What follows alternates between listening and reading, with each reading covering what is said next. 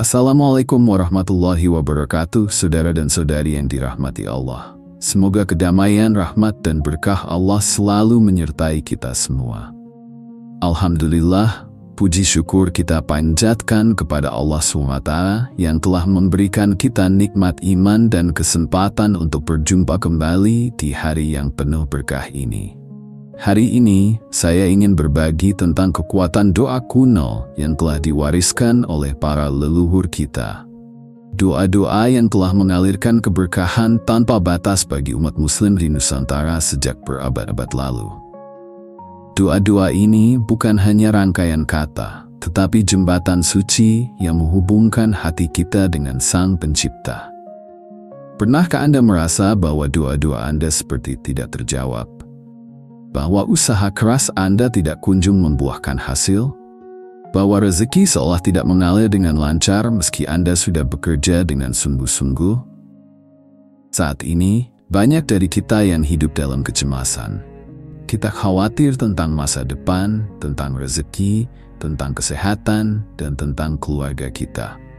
Kita sering merasa terperangkap dalam pusaran masalah dunia yang tidak ada habisnya. Dalam tradisi Islam Nusantara, nenek moyang kita telah mewariskan kearifan bahwa setiap kesulitan selalu hadir bersama jalan keluar. Allah SWT berfirman dalam Al-Quran Surah Al-Insyirah ayat 5, "Fa inna ma'al usri yusra." Inna ma'al usri yusra. Karena sesungguhnya bersama kesulitan ada kemudahan. Sesungguhnya bersama kesulitan ada kemudahan. Doa-doa kuno yang diwariskan oleh para ulama dan wali di tanah Nusantara tidak hanya mengandung keindahan bahasa, tetapi juga kebijaksanaan mendalam yang telah teruji oleh waktu. Doa-doa ini dihidupkan dalam amalan sehari-hari, dalam zikir pagi dan petang, dalam wirid setelah syalat, dan dalam munajat di keheningan malam. Salah satu kekuatan doa kuno yang sering dilupakan adalah penggabungan antara doa, zikir, dan tafakur. Para wali songo mengajarkan bahwa doa bukan sekadar permintaan, melainkan proses penghambaan diri kepada Allah dengan kesadaran penuh. Ketika berdoa, kita tidak hanya meminta, tapi juga menegaskan keyakinan kita bahwa Allah Maha mendengar dan Maha mengabulkan. Sunan Kalijaga, salah satu wali yang sangat dihormati di tanah Jawa, mengajarkan bahwa doa yang paling kuat adalah doa yang dipanjatkan dengan hati yang bersih dan penuh keyakinan. Beliau berkata, "Amalkan doa dengan istiqomah, bukan hanya saat butuh tolongan. Jadikan doa sebagai nafas kehidupan."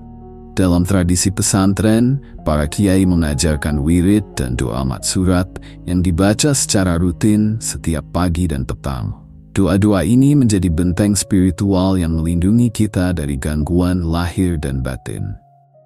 Doa al-mathurat yang diajarkan oleh Imam Hasan al-Banna misalnya telah menjadi amalan rutin banyak muslim Indonesia yang menginginkan perlindungan sepanjang hari. Ada juga tradisi pembacaan Ratib al-Haddad atau Ratib al-Atas yang berisi rangkaian doa dan zikir yang disusun oleh ulama Hadrami yang berpengaruh di Nusantara. Ratib ini dipercaya membawa keberkahan, perlindungan, dan kemudahan rezeki bagi siapa saja yang mengamalkannya dengan istiqomah. Saya ingin berbagi kisah nyata tentang kekuatan doa kuno ini. Ada seorang pedagang kecil di pasar tradisional di Jawa Tengah. Setiap hari sebelum membuka dagangannya, beliau selalu membaca doa sapu jagat dan shalawat nariyah sebanyak 11 kali. Beliau juga tidak pernah meninggalkan wirid setelah syalat 5 waktu. Meski dagangannya sederhana, rezeki selalu mengalir dengan berkah. Anak-anaknya bisa sekolah tinggi dan keluarganya hidup dalam ketenangan. Suatu hari datang cobaan besar. Pasar tempatnya berdagang terbakar, dan semua barang dagangannya habis dilalap api. Banyak pedagang lain yang putus asa dan tidak tahu harus memulai dari mana. Namun, pedagang ini tetap tenang. Beliau berkata, "Allah yang memberi, Allah pula yang mengambil.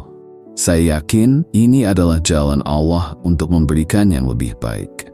Beliau terus istiqomah dalam doa dan ibadahnya. Tidak sampai 2 bulan, ada dermawan yang tergerak hatinya untuk membantu para pedagang yang terkena musibah.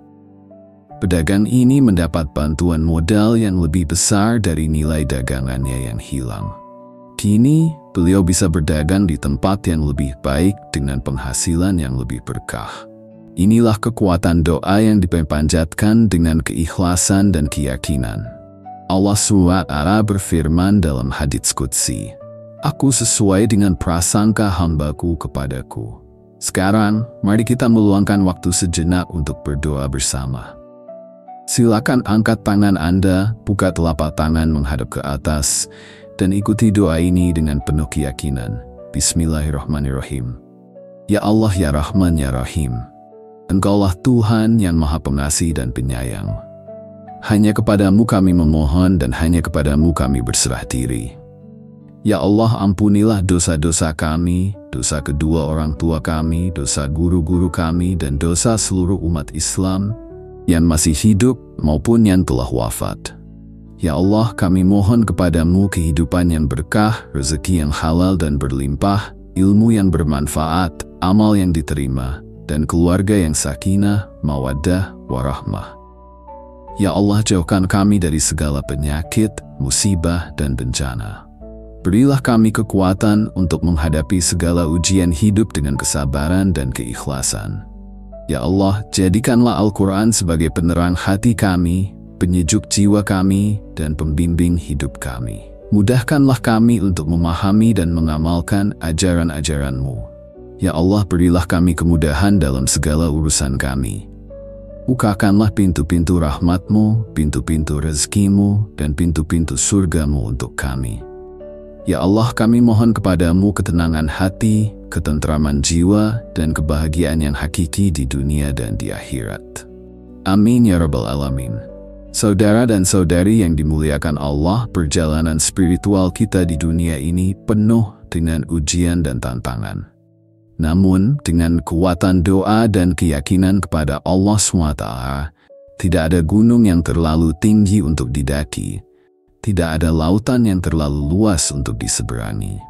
Doa-doa kuno yang diwariskan oleh para ulama dan wali di Nusantara adalah harta karun spiritual yang patut kita jaga dan amalkan.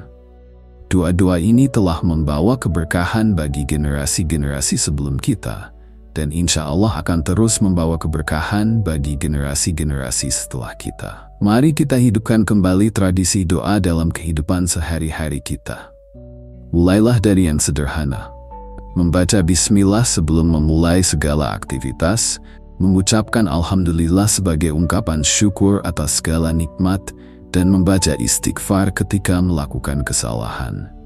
Jangan lupa untuk menjaga wirid pagi dan petang, shalawat kepada Nabi Muhammad SAW, dan doa-doa matsurat yang diajarkan oleh Rasulullah SAW. Insya Allah, dengan istiqomah dalam berdoa dan beramal, kehidupan kita akan dipenuhi dengan keberkahan yang tak terbatas.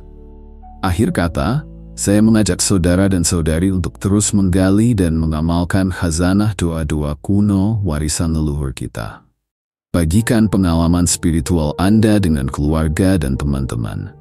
Jadilah bagian dari kebangkitan spiritual yang membawa kedamaian dan keberkahan bagi diri sendiri, keluarga, dan masyarakat. Semoga Allah SWT selalu melimpahkan rahmat dan hidayahnya kepada kita semua. Terima kasih telah mendengarkan dan sampai jumpa di kesempatan berikutnya. Wassalamualaikum warahmatullahi wabarakatuh.